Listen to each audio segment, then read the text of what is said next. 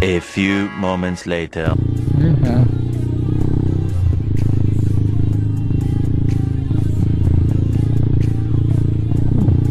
Fitness buddies, pasensya na kanina.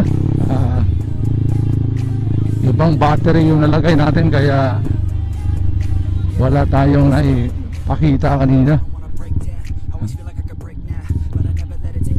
Di pa tayo nakapag-upload kasi maraming mga kailangan tapusing trabaho.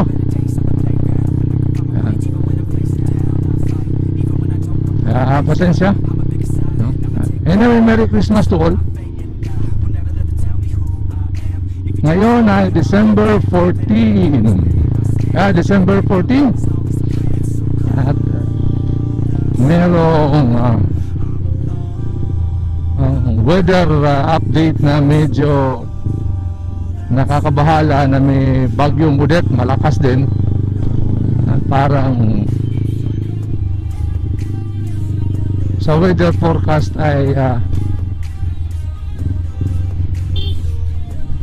may part na tatama talaga siya sa Eastern Visayas. Sana hindi lang matutuloy, mawawala lang sana. Bumili tayo kanina, kita nyo kanina. May binili tayong konting mga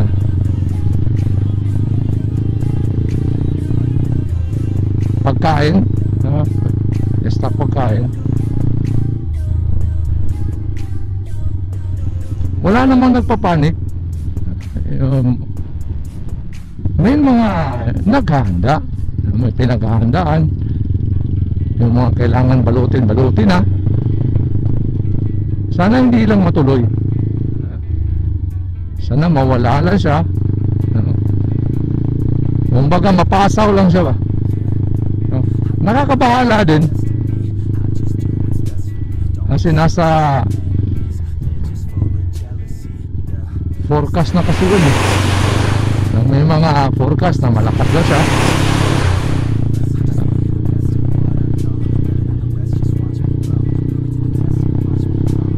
Hindi may iwasang mabahala talaga. So ingat po tayo, lalo na sa Visayas region, no? Lalo na sa Ormoc City, Eastern Visayas. Wala akong masyadong update doon kung ano na ang kanyang lugar na madadaanan base sa weather forecast ng Pag-asa, pero inasahan natin na sana magpa-flash out lang siya.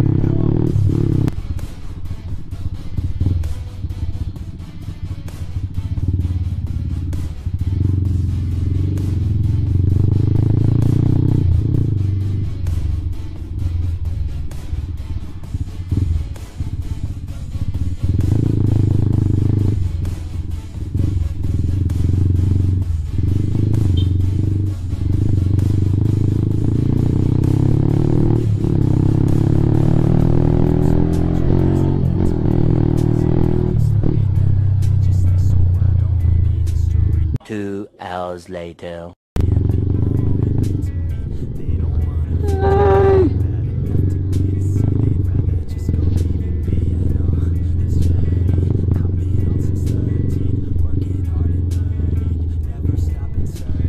Okay, tayo. Uy, bukas na pala dyan for senior high school. Oh. Ay, pasingot ka, kadali. Kadali na tayo magpasingot ron.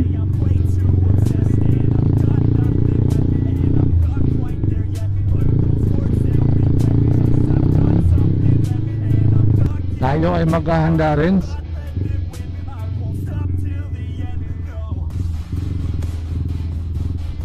Tawag sa Bisaya na mamutos ta, mamutos. Kumbaga yung ating mga gamit, yung ating mga gamit sa bahay ay kailangan nating balutin.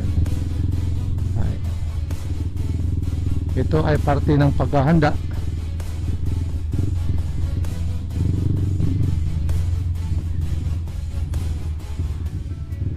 Doon sa darating na bagyo. Kasi yun nasabi may bagyo. Ang akin lang ay hindi sana matuloy. Mapasa na siya, mawawala. Medyo stressful ang araw na to. Maraming mga schedules na kung ano-ano na lang. May mga conflicting schedules sa work, kaya medyo nakaka-stress.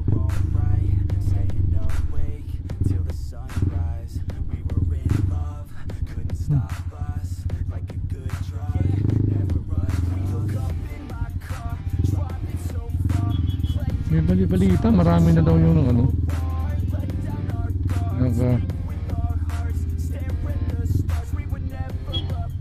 panic buying. Wala naman, ito lang konting paghahanda doon sa nakaambang nakabalitang may bagyo. Parang unfair naman kasi sabihin na nagpa-panic buying.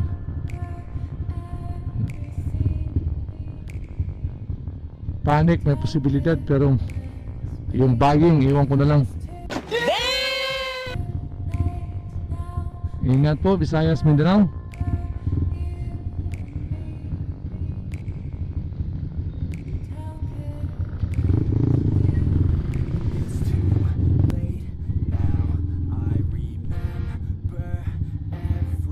Posible pang magbago yan. Walang expectation bawat isa, pero pinaghahandaan yan kasi bagyo. Park muna ako. Tapos tuloy tayo mamaya.